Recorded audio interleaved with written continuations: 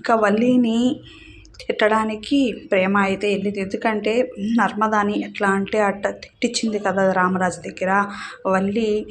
వల్లిని ఎలాగైనా తిట్టాలనే కోపంతో ప్రేమ అయితే కోపంగా వెళ్ళి, ఇగో నీకు బుద్ధి ఉందా, కొంచెమన్నా జ్ఞానం ఉందా నీకు, ఎక్కడేం మాట్లాడాలో తెలియదా, అయినా నేను డ్యాన్స్ నేర్చుకుంటే నీకెందుకు, ఇంకేమన్నా నేర్పిస్తే నీకెందుకు, ప్రతి విషయంలో ఇన్వాల్వ్ అవుతూ ఉంటావు, మా ఇద్దరి నా గురించి అసలు నీకేం అవసరము, మొన్న కూడా అందే ట్యూషన్ విషయంలో కూడా మామయ్యకి చెప్పి రచ్చలు పెట్టావు, ఈరోజు కూడా నా డ్యాన్స్ విషయంలో చెప్పి రచ్చలు పెడతావు, నీకు ఇదే పనా అని చెప్పేసి ప్రేమ అయితే అంటుంది.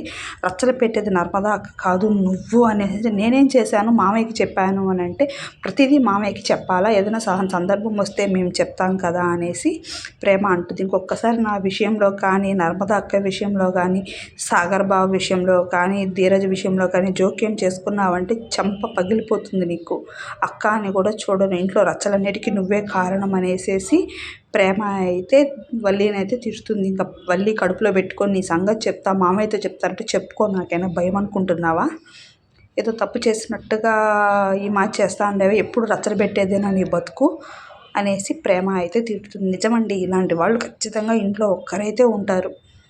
ఒక ముగ్గురు నలుగురు కోడళ్ళు ఉంటే ఒకరు ఖచ్చితంగా ఇలాంటి వాళ్ళు ఉంటారు.